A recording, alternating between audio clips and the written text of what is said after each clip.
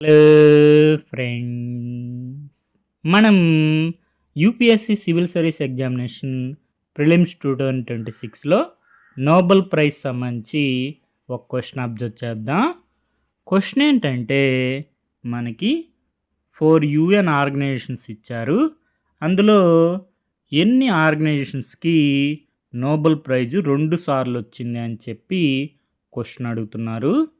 Nobel prize 2 సార్లు వచ్చిన UN organisation United Nations high commissioner for Refugees 1954లో, అదేవిధంగా 1981లో నోబెల్ ప్రైజు 2 సార్లు United Nations high commissioner for రెఫ్యూజీస్కి రావడం జరిగింది.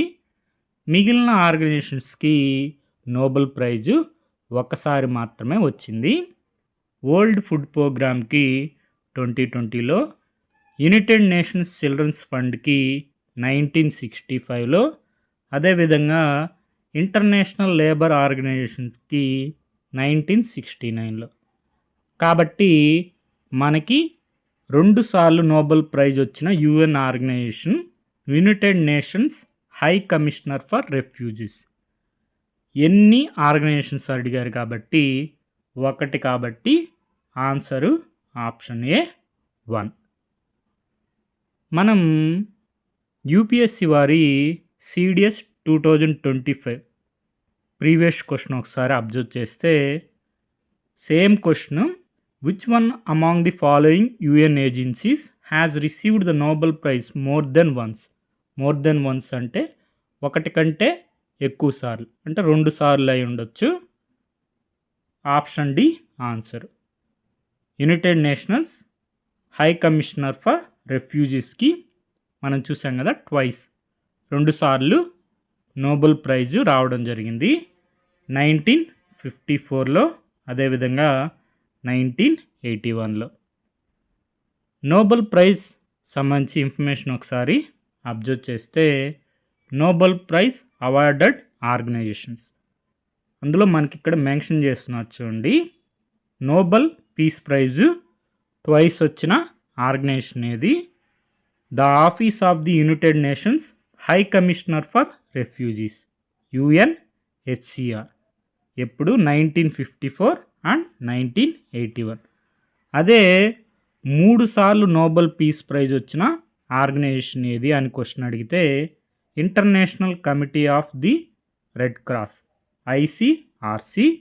ఎప్పుడెప్పుడు? 1917, 1944, 1963.